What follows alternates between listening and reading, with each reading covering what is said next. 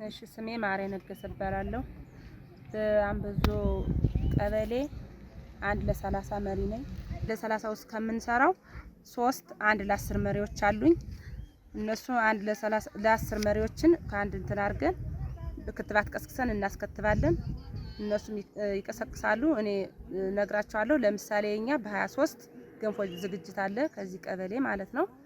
ያን ገንፎ ዝግጅት እናዘጋጃለን። እንደገና ደግሞ ከገንፎ ዝግጅት በኋላ ደግሞ ክትባት ደግሞ አለ። እያስከተቡ በጤና ኤክስቴንሽን ሲያስከትቡ እኛ ደግሞ ልማት ቡድን መሪዎች የጎጥ ተጠሪዎች ማለት ነው ገንፎ እናገነፋለን። የገንፎ ዝግጅት አለን። ስለ መቀንጨር መቀጨጭም ትምህርት እና ስልጠና እንሰጣለን። ሰቆጣ ቃል ኪዳን ይባላል የሚደግፈን ፕሮጀክቱ ለኛ ለእናቶች ለህፃናት በጣም ጠቃሚ ነው። ጥቅሙ የተረዳነው ለምንድነው መቀንጨር የሚለው እንዲጠፋልን ልጆቻችን ካሰብነው ደረጃ እንዲደርሱልን። መቀንጨር መቀጨጭ ከሌለ ልጆቻችን ነገ እንደናንተ ዶክተር ዲግሪ ይሆኑልናል፣ ካሰብነው ደረጃ ይደርሱልናል። ፕሮጀክቱ ጠቃሚ ነው፣ በጣም ጥቅም አለው።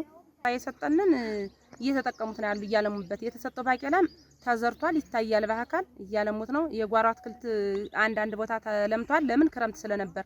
አሁን ግን መሬቱን አዘጋጅተው ጠብቀዋል። የዘር እጥረት ደግሞ አለ። ያንን ለማልማት አስበው ነው ያሉ እናቶች።